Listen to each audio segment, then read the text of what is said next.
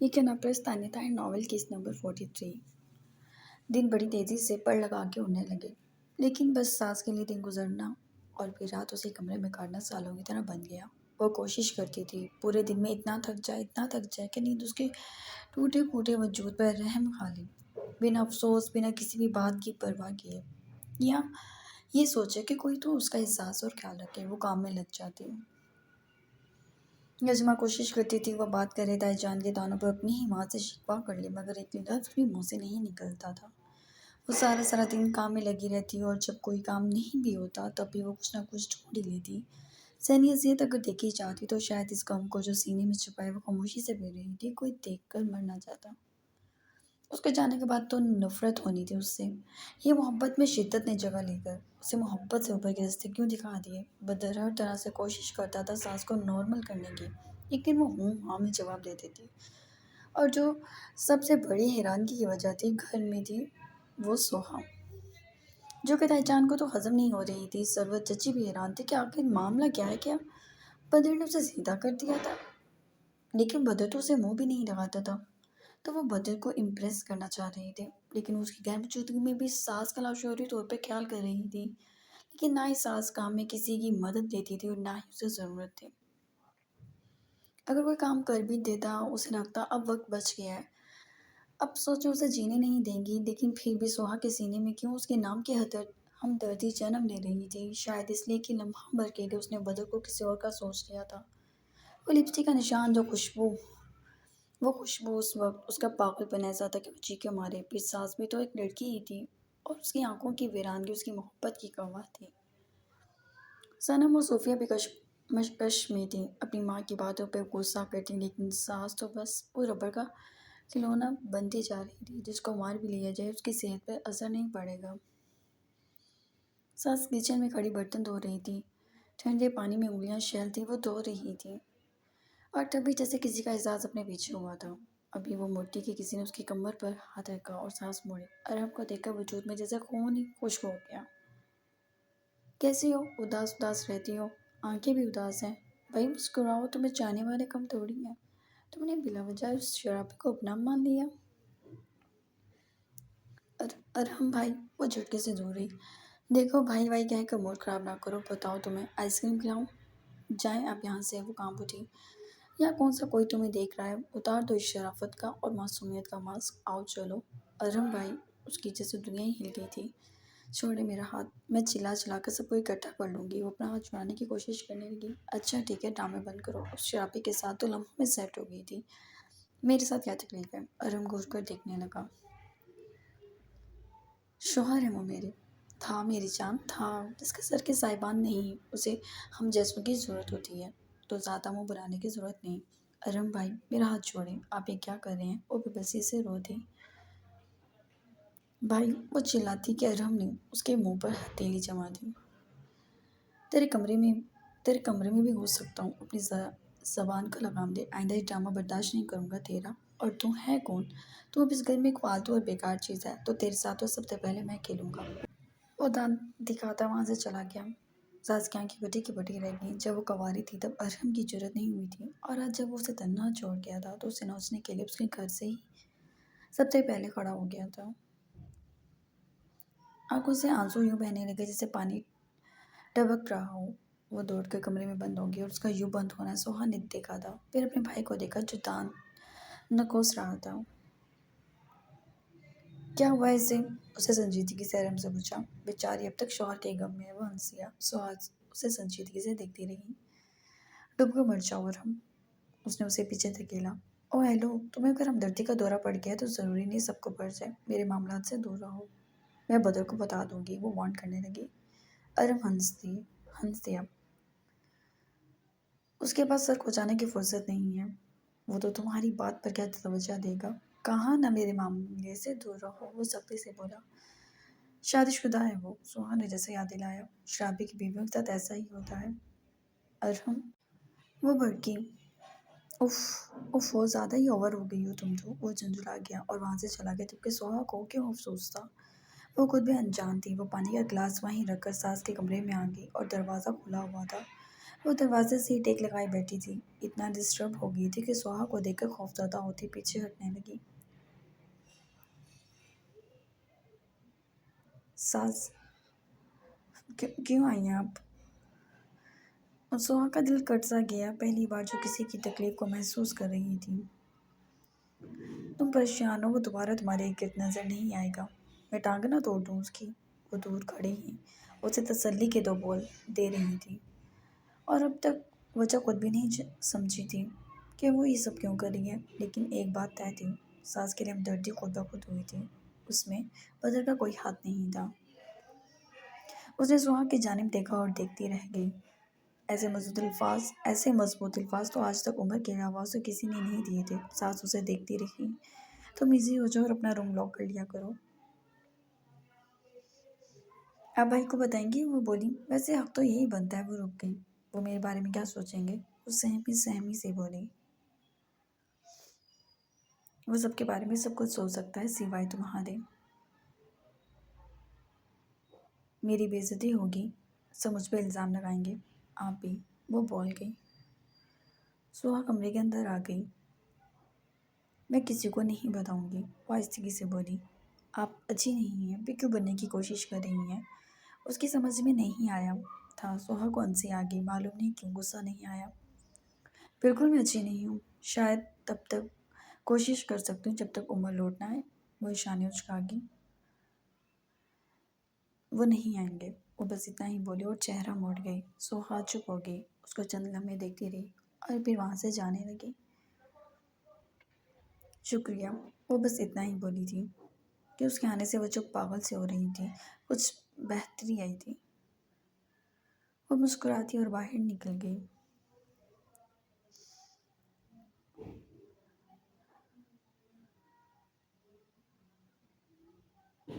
دودھ والے کو پیسے دینے کب سے روکے ہوئے تھے؟ جان اشفاق صاحب کی جانب دیکھا۔ جب کہ تائجہ نے حساب کتاب کی کتاب ان کے منہ پر ماری۔ یہ لے لے اس میں سے پیسے۔ ابو، سوہا تقریباً ساری رات ہی نہیں سو سکی تھی کیونکہ بدر گھر نہیں آیا تھا۔ وہ جانتی تھی وہ دکان پر ہی ہوگا۔ آج کل یوں ہی کر رہا تھا۔ وہ صبح بھی گھر میں سب سے پہلے جاگتی ہوئی نظر آ رہی تھی اور ماں کے پاس سے آ لگی تو یہ نظارہ دیکھ کر آج اسے تکلیف ہوئی۔ اس کی ماں کی تلخی ایسی ہی نہیں تھی۔ ایک دفعہ ہو یہاں سے، اشفاق صاحب کا جب سے قومی خزانہ چلا گیا تھا وہ تلخ ہو چکے تھے۔ ایسا ہی رویہ تھا کیونکہ ارم دکان پر بیٹھتا نہیں تھا، کام بند نہیں رہا تھا، سیزن شادیوں کا تھا، کوئی نیا مال نہیں تھا۔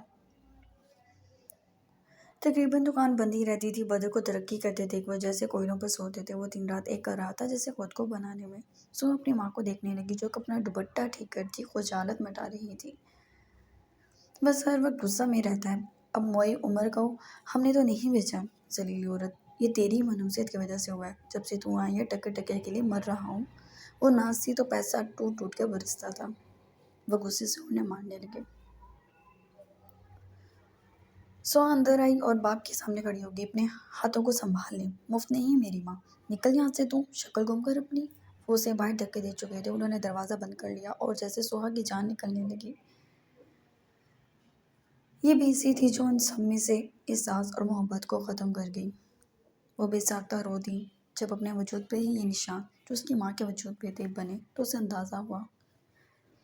اس کی ماں ایک جاہل عورت تھی جو شوہر کی مار کو اس کا حق سمجھتی تھی۔ وہ بس اتنا ہی بول رہی تھی، اشفاق صاحب، میری ہڈیوں میں آپ کی مار سہنے کی ہمت نہیں ہے۔ اور تھپڑ اور مکوں کی آوازیں باہر تک سنائی دے رہی تھیں۔ بدر گھر میں داخل ہوا تو وہ دوڑ کر اس تک آئی۔ اب وہ امی کو مار رہی ہیں۔ اس کی آنکھیں تکلیف کی گواہ تھیں۔ کچھ کرو بدر، وہ بوڑھی ہو گئی ہیں۔ وہ بے چینی سے اسے جھنجھوڑتی بولی۔ اگر وقت پر ان کا ہاتھ روک دیتے تو آج باہر کھڑی تڑپ نہ رہی ہوتی۔ کہہ کر وہ پہلو سے نکل گیا۔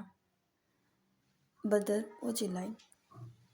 مگر وہ بھی نہیں رکا اور اندر کی مار بھی نہیں۔ کتنے بھی سو، وہ کمرے میں آئی، غصے سے بولی۔ تم لوگوں سے کم ہوں۔ تھکے اس نے اپنے شانوں کو اپنے ہی ہاتھوں سے دبایا تھا۔ سوہا اسے دیکھنے لگی، آگے بڑھی اور اپنا ہاتھ اس کے شانے پر رکھ کر خاموشی سے دبانے لگی۔ بدر نے مڑ کر دیکھا۔ مہربانی کی وجہ اس نے سوال کیا مگر اس کا ہاتھ نہیں اٹھایا۔ تم ابو سے بہتر ہو، اس نے بس اتنا ہی کہا۔ مجھے تو نہیں لگتا، ہاتھ تو میں نے بھی اٹھایا ہے تم پر۔ اس نے چہرہ اٹھا کر اسے دیکھا۔ پتہ نہیں، لیکن پھر بھی تم ان سے بہتر ہو۔ وہ جھنجھلا گئی۔ ماں کے لیے بے چین تھی، باہر چلی گئی۔ آواز آنا بند ہو گئی تھی اور دروازے کو گھورتی رہی۔ دل کا دروازہ توڑ دے، پھر اندر آئی۔ ابو کے پیسے دے دو۔ بدر نے اس کی صورت دیکھی۔ اس آدمی کو اپنا تھوک بھی نہ دو۔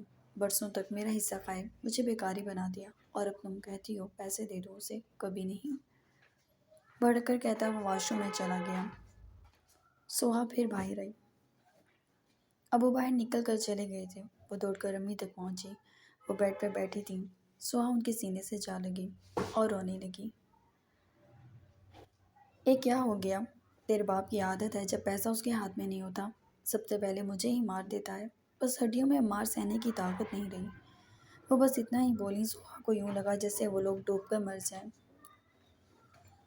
ان کے لیے کتنی عام بات تھی شوہر کی مار کو سہ جانا، یا پھر ان کی حمایت کرنا۔ ان کے چہرے کے نیلے نشان بھی انہیں تکلیف نہیں دے رہے تھے۔ وہ ان کے ہاتھ چومنے لگی۔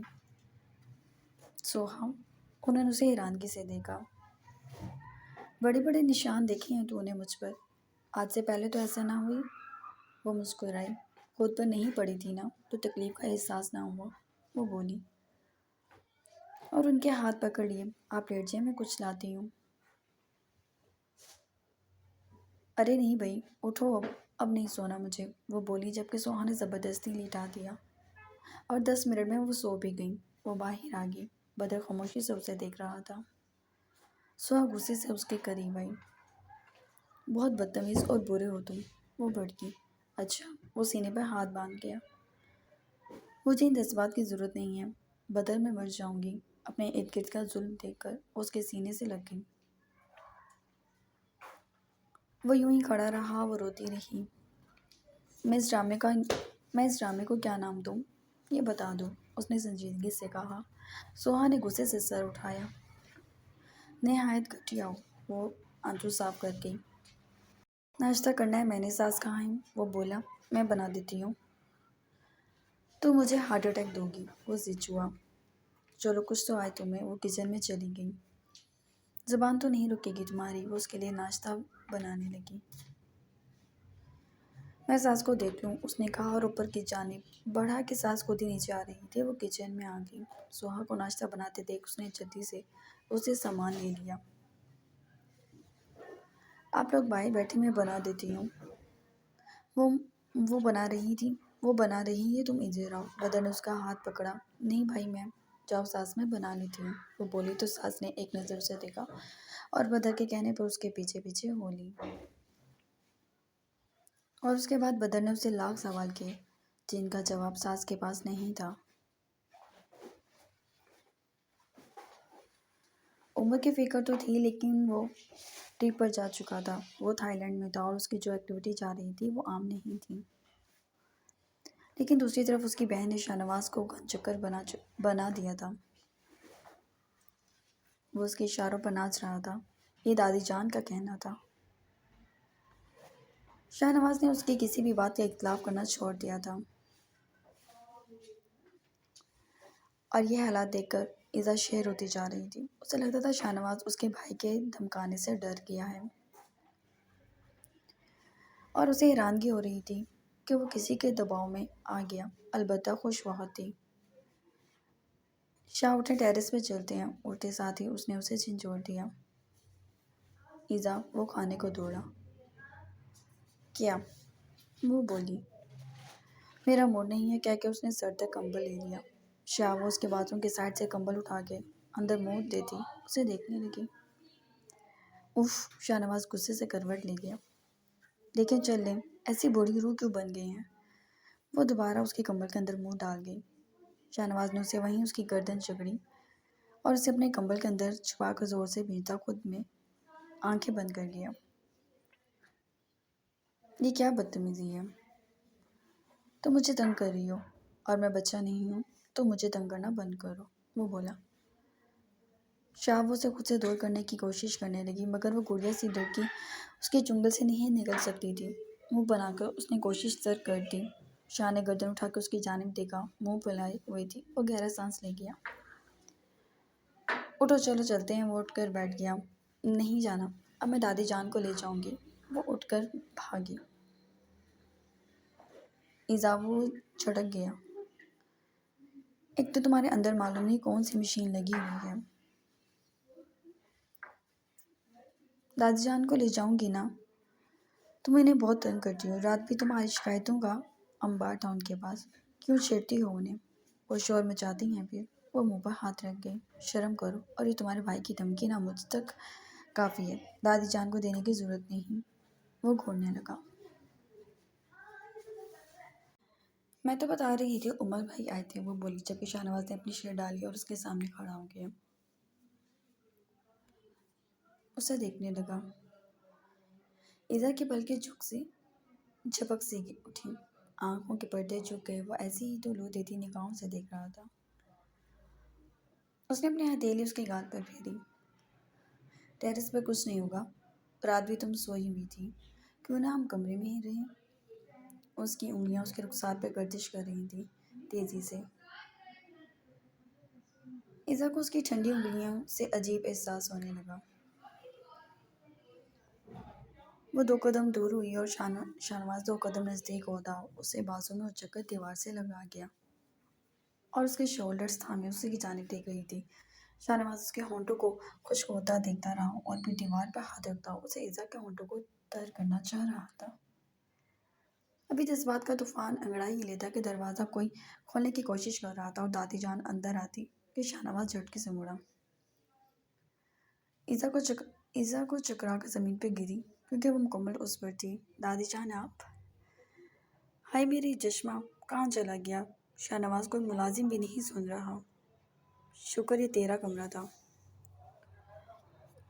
شاہنواز نے دادی جان کو دیکھا، اینک کی بنا انہیں بس تھوڑا بہت ہی دکھتا تھا۔ سکون کا سانس لیا، مڑ کر دیکھا، ایزا منہ بنائے ہوئی تھی۔ اٹھو، آہستگی سے بولا۔ اے شاہنواز۔ دادی جان ڈھونڈتا ہوں، نہیں اٹھنا مجھے۔ اچھا، یار اٹھ جاؤ، کہیں اینک تم نے تو نہیں چھپائی؟ ایزا نے فوراً نفی کی۔ ایزا؟ وہ ٹوٹ گئی مجھ سے، وہ معصومیت سے بولی۔ تو بتایا کیوں نہیں مجھے؟ وہ گھورنے لگا۔ میں ڈر گئی تھی، وہ بولی تو شاہنواز نے گہرا سانس بھرا۔ دادی جان دفع کریں، میں نہیں بنوا دوں گا۔ یہ ایزا ہے نا، یہ اسی نے چھپائی ہے، بڑی چالاک ہو گئی ہے، ایسے جواب دیتی ہے نا۔ میں کہتی ہوں شاہنواز اسے فارغ کر۔ وہ بولی۔